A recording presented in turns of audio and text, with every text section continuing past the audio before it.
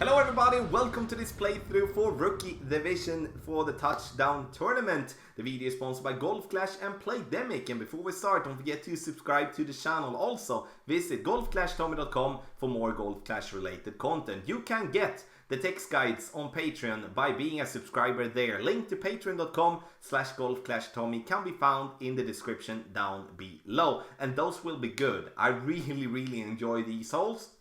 And I strongly believe that we do need a lot of drops here to have something to do with if we're gonna win or not. Make sure that you take a look at the info box every time there is, on every hole, there is, the elevation adjustment for the drive, then for the second shot, then also what type of ball I would suggest you to play with, and then also what type of club that I want you to play with. I'm trying to also mention what type of levels I think would be good, but in the end the adjustment in this playthrough is based on playing with very low level clubs. So even if you might not have the level that I do have on a certain shot, you should just listen to the way that I'm explaining, because the spin and curl and such like that is something that we are able to use on every single level on that specific club. So in the end, let's go to hole number 1.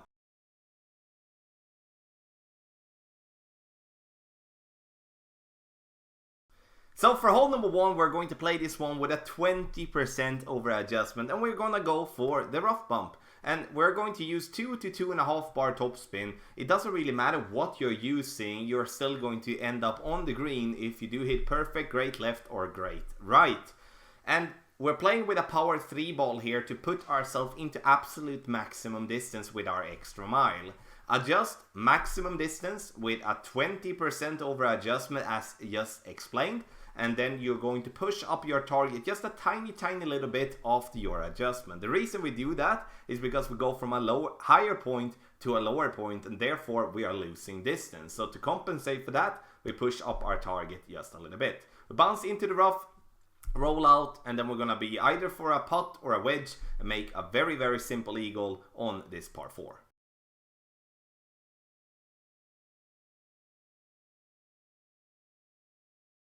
For hole number 2, we're going to play our first par 3, and here we're going to play with the backbone, and we're going to use a ball that gives us at least side spin 2. In this case, it's going to be a quasar, and I'm playing this one with max left spin, which is going to be 4.5 bar side spin to the left, and then together with 1.5 to 2 bars of topspin. I would say that 1.8 topspin is going to be the absolute best.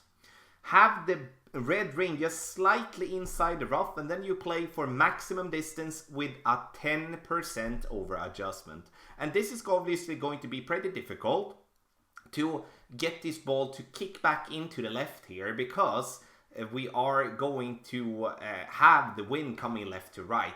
A little bit more movement to the left, or maybe use a katana ball that gives you more side spin. Nonetheless, a good chance for a hole in one.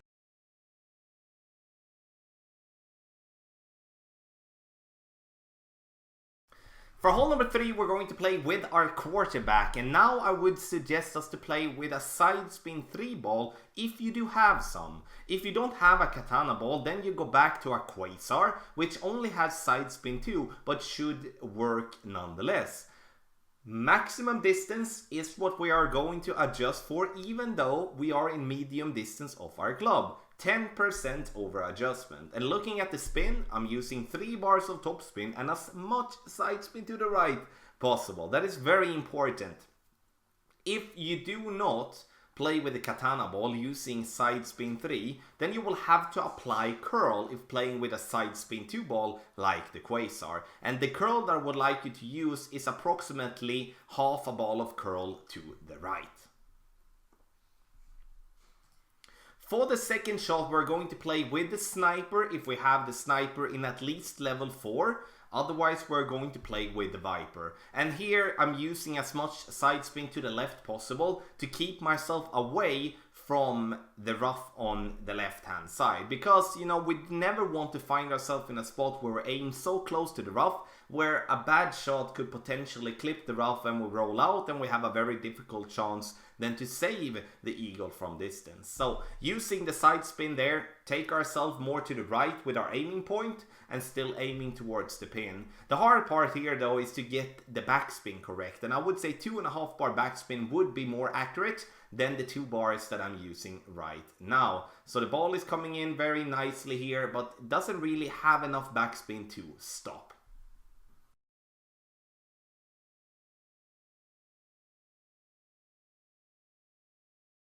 For hole number 4, we're going to find ourselves once again with a pretty easy par 4, where I would say that an eagle is not unrealistic. So we're going to use an extra mile to give ourselves the distance with our drive, and also topspin, 4.5 bar topspin, and as much side spin to the left possible. And we're going to adjust for maximum distance with a 10% over adjustment, even though we aren't in max distance. I'm going to use a little bit of curl to the left with the quasar. If you play with a katana that gives you side spin 3, then you do not need to use any curl. So that is kind of the 2 options that you're having, and now we're getting maybe a little bit too close to the bunker there, but it still works.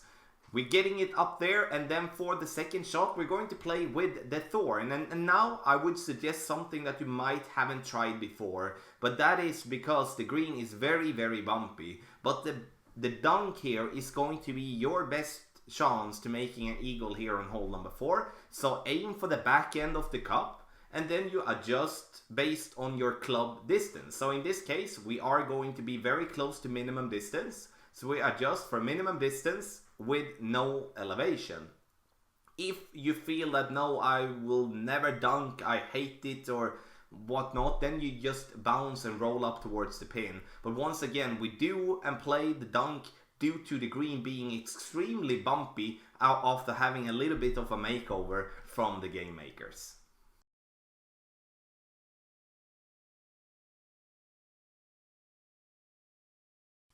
For hole number 5, we're going to play with a sniper or the viper. And once again, I want us to play with the sniper if we have it in level 4+. Otherwise, we play with the viper to have, you know, at least a decent club going into this shootout. Or like this par 3.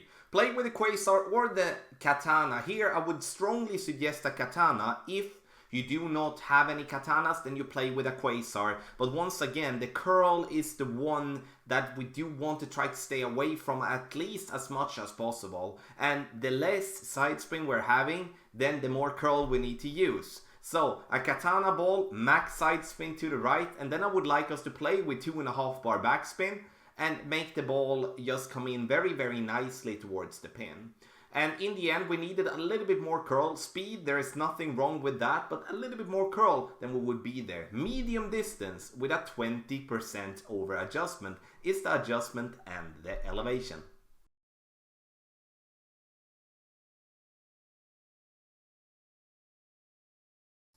For hole number 6, you can see us playing with a quarterback and also with a marlin ball. Here I would like you to directly change ball. You're gonna notice why in just a bit. So we start off by aiming with the quarterback using as much top spin we can, combined with as much side spin to the left that we can. Red ring by the rough line, and then so you see clearly the ball guideline being, you know, safe from any rough edges on top there of the fairway. Or we do play with medium distance with a 10% over adjustment, and then we're gonna go with a slight amount of curl to the left. Here I want you to play with a power 1 or a power 2 ball, and as I said from the start, we're gonna notice in just a little bit why. And that the why is because we're gonna go in between clubs if we do play with a power 0 ball and the sniper, meaning that to be able to bounce over the rough like we do want to do, we do need more distance in some way. Either we can change to the viper, which gives us more distance than the sniper level 4, or we change ball and playing with a power 1 or a power 2 ball, so we give ourselves more distance so we don't have to overpower our shot. We should not be needed to overpower any shot in this tournament when it comes to the when it comes to hole 1 to hole 8. The only one we should be able to have to overpower should be hole number 9. So choose a different ball so you don't find yourself in this spot. Surely we get this ball to green, but in the end it doesn't really give us an opportunity, and we need to have this as an opportunity. 10% over adjustment for the drive, nothing for the second shot.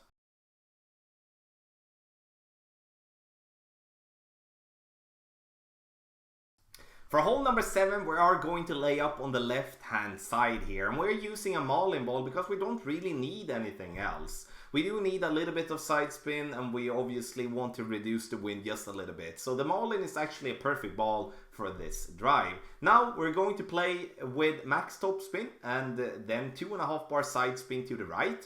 And we're going to give ourselves an adjustment that is going to be maximum distance with a 10% over adjustment. So even though we are not in maximum distance, we are still going to adjust for maximum distance of our club. 10% over adjustment as said, and then we're going to see the ball bouncing on the fairway and then roll as far down possible.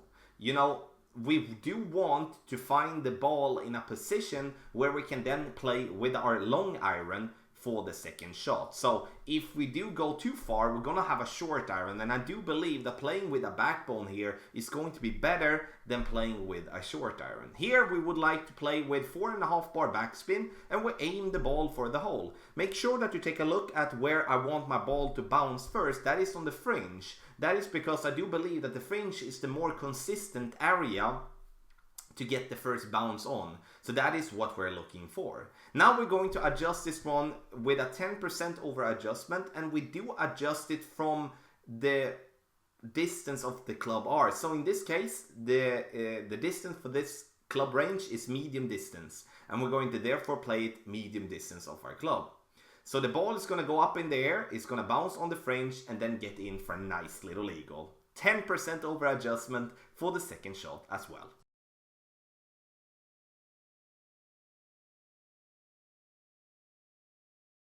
So for hole number 8, we're going to play with either the Viper or the Sniper once again. And here I would strongly suggest the Sniper if you do have it in level 4+, otherwise it's going to be the Viper.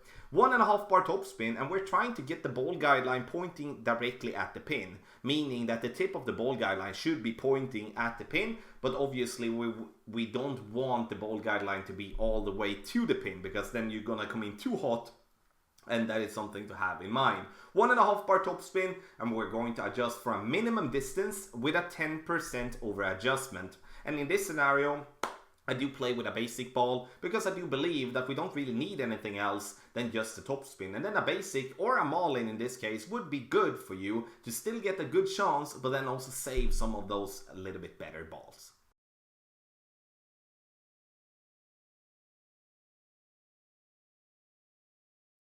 Last but not least, we're going to play hole number 9. And here we're going to pull out a power 3 ball. This is going to be the second power 3 ball we're playing with, and that's totally fine over 9 holes.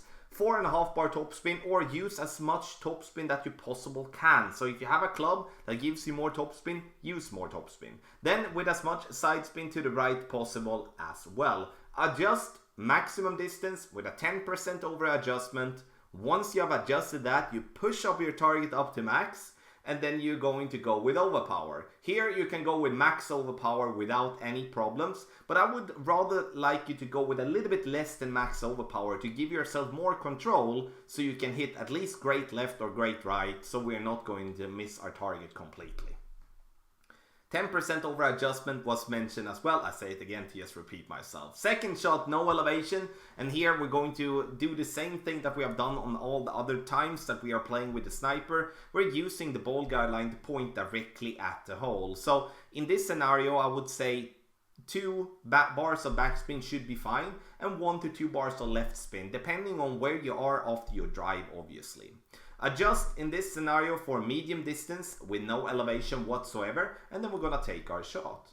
And the hard part, as always in rookie, is to get ourselves in a distance with our ball guideline that we're not coming in too hot or too short. That's always difficult. We get this one with a very nice camera angle, but go short. Otherwise, this would have been in for a nice albatross. So, ladies and gentlemen, this was the playthrough for Rookie Division with the tournament win. I strongly believe that if you do follow the advice here, you're gonna do very, very well in this tournament. These are some of my favorite courses. I've won tournaments on Sunshine Glades before, so in the end, we're going to continue to dial it in here on the channel, so stay tuned. Get the text guides on patreon.com/golfclashtommy, link in the description down below. Video sponsored by Golf Clash and Playdemic. Good luck.